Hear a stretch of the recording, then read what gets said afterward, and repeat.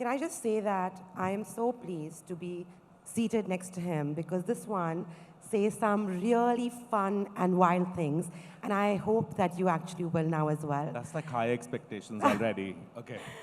We've been friends for the last 20 years, and when I met Gaurav 20 years back, We are much older than what we look. one of the first things which I actually picked up about him was this laser sharp focus. I have yet to meet anyone from that time who knew the power of brand, personal brand, and not being scared to say no. Gaurav knew exactly where he wanted to be even then, and look where we are now. We're at Paris Couture Week, we are at Met Gala, we are dressing up the biggest names in the business and sort of beyond. The Gaurav Gupta, basically sari, is a household name. And yeah, Gaurav, congratulations. Thank you. Thank you very much. I would like to start with a very, very serious question because I think that everybody here wants to know about the more serious stuff about you. Gaurav, you had told me many years ago that you're not human, but you're an alien. Do you still think you're an alien? And if that's so, then why? Hi, I'm here to take over the world. I think I've been written about being an alien in a lot of places. I think I'm alien in a way that I just think differently from many people or most people around me. And I love to shake up the system and tickle people's imagination and thought processes or brain cells. And in that way, maybe I have some alien powers because I think creative people have that power. Wonderful. And now brand Gaurav Gupta is, of course, sort of global. And I think that given the large Indian fashion sort of industry, it's a dream that many might be having to go global, and you actually did it. Was it planned, number one?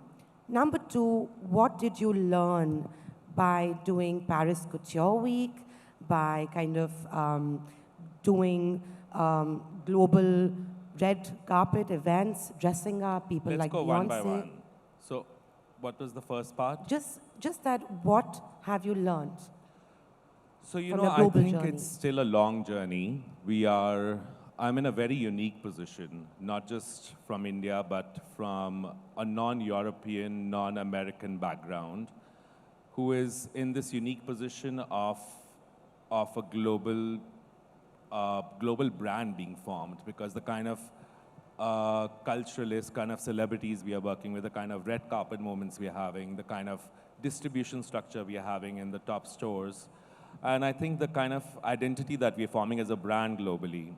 So it's a very unique position today. So I think what it is to be global is still, there's a lot more for me to do there, for the brand to do there. There's a lot more financial structure. We are very small in the world of global fashion. Even though we are on the calendar in Paris Couture Week and we are invited, we are one of the 28 shows where the other shows might be Dior or Valentino, Chanel, etc. Brands who have been around for 100 years, and we are only 20 years old. And one of the only Indian brands on calendar in Paris. So that itself, I know all of these things feel like a big achievement. I get like DMs, people sending me Vande Mataram songs and whatnot. But it's, to make a truly global brand, I think it's about, it's entering so many different segments in your life. And it is, I think today, the experience is exhilarating. It's also what is really, it's extremely challenging because I don't have any examples to look at. There's no Chinese designer today who is truly global. I can look at Japanese designers that Comme des Garçons, Yohji Yamamoto, or Issey Miyake that happened 20 years or 25 years back. But after that, but Japan is different, and they have that cultural overlap or even an economic overlap with Europe or America, whereas India's economic overlap, economy is very, very different. A pound to rupees is 100 rupees. So it's that much difference. The kind of, when I'm introduced to couture in Paris, Dior could be selling a garment for $100,000, which is, you know, it could be like 1 crore rupees for a gown. And that is crazy to think in India. But there is that culture in the world. So there's a lot that I'm discovering along the way. There's a lot that we are learning. There's a lot of, when you're doing an uncharted thing, you have to rewrite your path every few months. And is that the dream, to be sort of ultimately pricing Gaurav Gupta gowns at 1.5 crore? 100%. We're doing it this season. Now that we learned that you can sell couture for that much. But the thing is, people tend to, it's also a part of changing brand India, or that perception of it. Just because it's, Dior is making it in India and they are charging that much.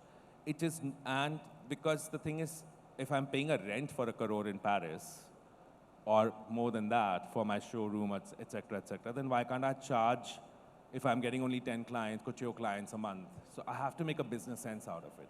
I think it's just, I think so many things about luxury fashion or high-end fashion, or so many things are still new to this part of the world. And we're still discovering it. You were just saying that we are still a very small, fairly small fashion sort of industry. And yet everywhere when we look at Indian craft fashion, there's this talk about India shining moment, right? And now this is the time, India's time to shine. Do you think this is India's time to shine, number one? And why is it? Is it because India's time has now finally come, or because everyone sees us as the next big market with the numbers to spend money? It's a bit of both. It definitely is. I think the West, or the Western philosophy's influence in the whole world is a bit saturated.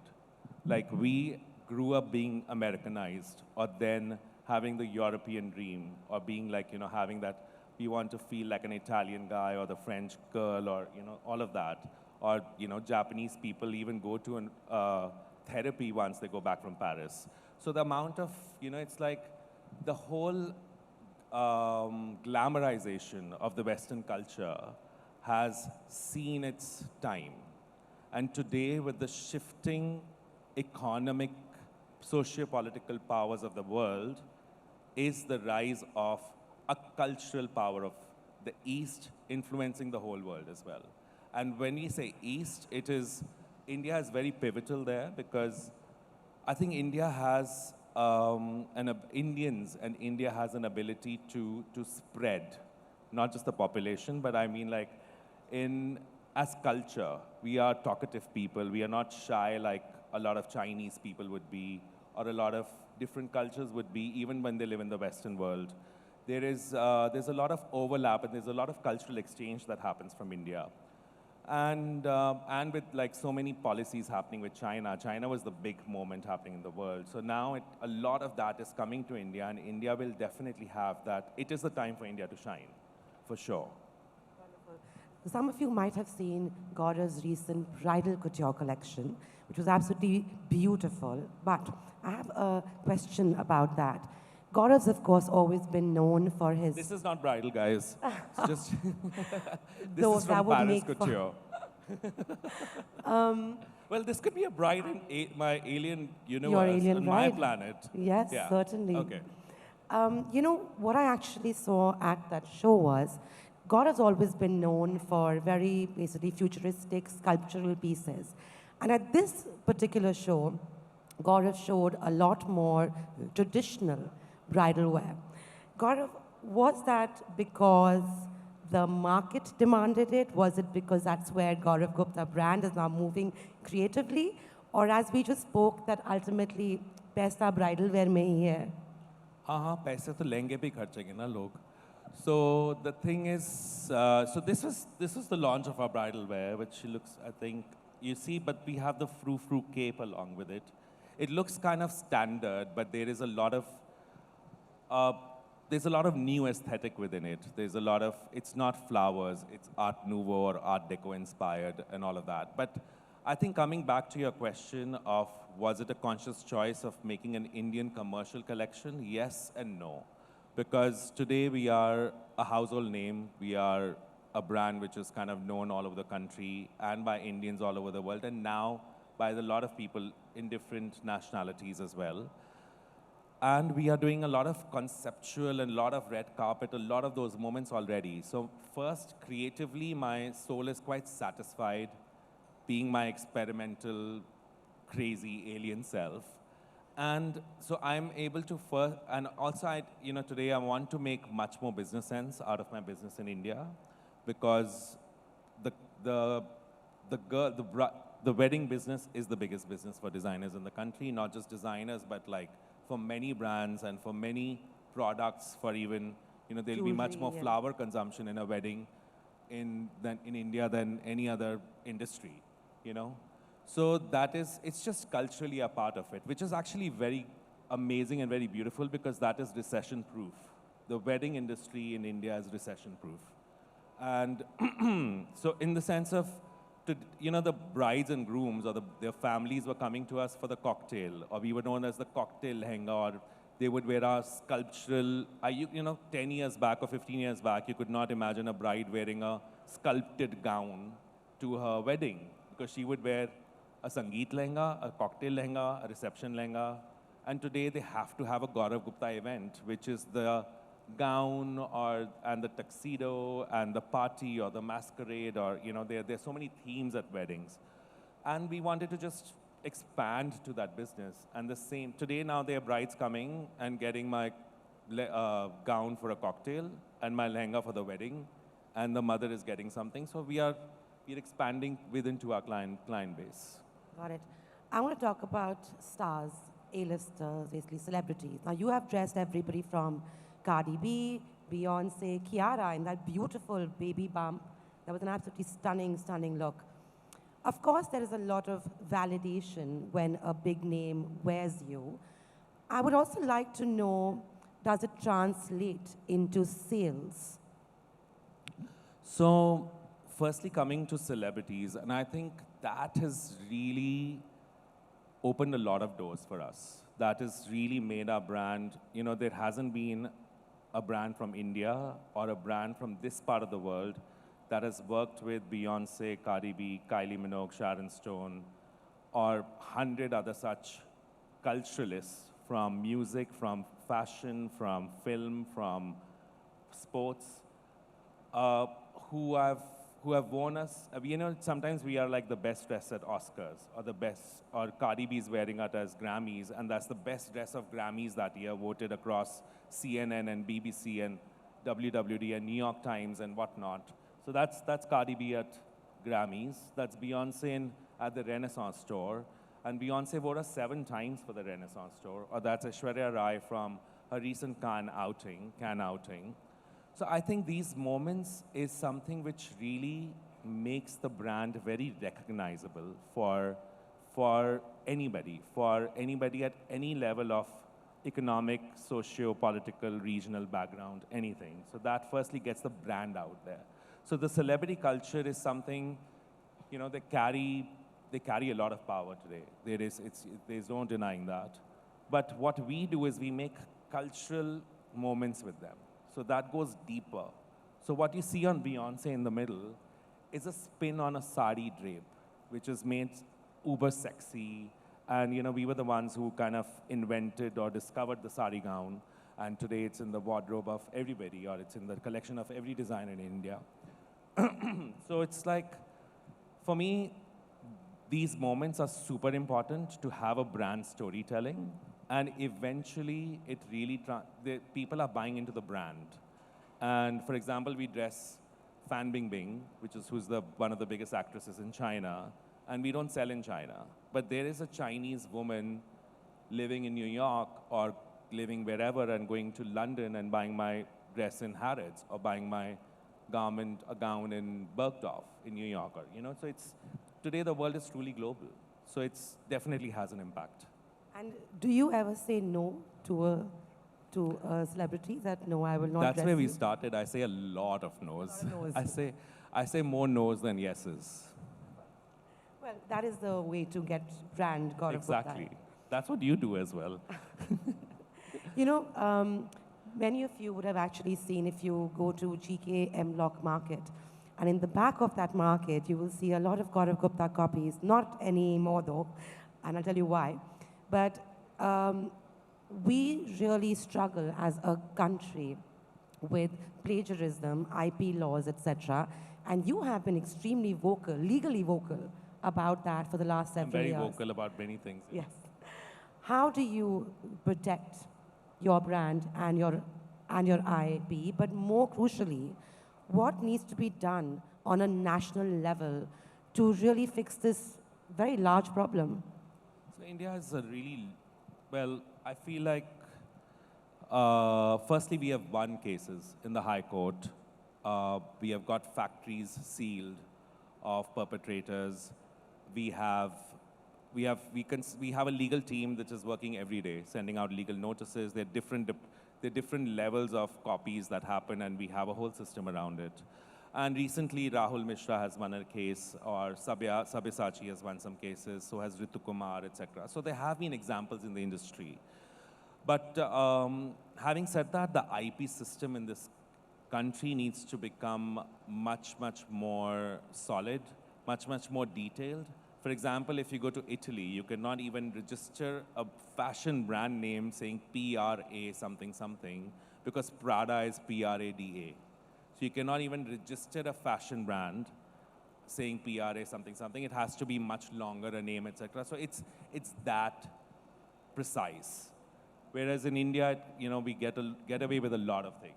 So it's, I think the only way to get around it is to fight it out and to kind of fight the system, to catch the perpetrators, to seal their factories, to shut their businesses, and they pay you some money for it as well. Gaurav, let me talk about the government. In a lot of countries, fashion is actually held up as an item of national pride, and the government works together to really make it grow. What more can the Indian government do to truly support Indian fashion? Okay. Is Smriti here yet? Okay. um, I think Indian government firstly needs to recognize that fashion design is an industry, because they tend to club fashion and textile and crafts and everything as one industry, which I understand a lot of reasons why. There could be overlapping aspects to these industries, but these industries are individual enough for them to have their own infrastructures and systems and growth plans and think tanks and everything. Whereas, an Indian fashion industry formally is only about 25 years old compared to like a Paris Fashion Week, which is about 100 years old, or some brands which are, that's when we keep comparing brands within India. India is a young country which has been independent for not very long. But I think today it's high time that the government realizes this is an industry and it can really support it. It can support brands being global today, truly global, and that kind of really plays on the soft power culturally for India as a brand, which is actually happening with us. So there's like, for example, my peer Iris van Herpen, who's a conceptual designer like me from the Danish government treasures her. She doesn't even have to earn money, like she doesn't have to deal with taxes and systems or anything like that. She's a treasured, prized possession for the government. They pay for her shows, they pay for her travels. They just, so the artist is celebrated. There is this theory that we bring our talents from a previous life, and then there is another theory that it is our childhood, things that we see and we hear and we watch and we listen to that really shape us. I want to know about you as a little boy. What was Gaurav like as a young man or a little boy? And what shaped you? And do we still see any? There you are, with looking very, very cute. What shaped you, shaped your thoughts, shaped your creativity while you were growing up? I was very lost. I was so lost that I flunked my sixth standard. I was like English, Hindi, Math, Science D, and Art, Music, Dance A+. I think our time's up, but So, but I was just, I think I was always fascinated. I was always lost. I was always looking at clouds, flowers, and I had a sculpture tutor, or I would be a lot into social work or just extracurricular creative activities. And, and I think being gay and being in India, being in school, being bullied, etc., also pushes you to achieve more in life. Do I have 2 more minutes? Maybe not. All right, we do. Since you just talked about being gay, and this is not part of what we were planning to talk about, but I know that you're also a sort of activist, and you care deeply about what is happening in the country. Tell us a little bit more about that, and then we will close our panel talk. Well, I think, I'm an activist for anything which is, it could be for women's rights or LGBT rights or air pollution rights or, clean air rights, environmental rights, equality in many ways, or just education for poor people. There's so much to be done. And it really pains me, to be honest, that a lot of big industrialists that I come across, they don't actually do the CSR they're supposed to do. So that's a part of my next purpose in life, that I'm making sure that a lot of my friends are putting the money where they need to. Gaurav, thank you for putting India and Indian craft fashion on the global map. Thank you for being here with us.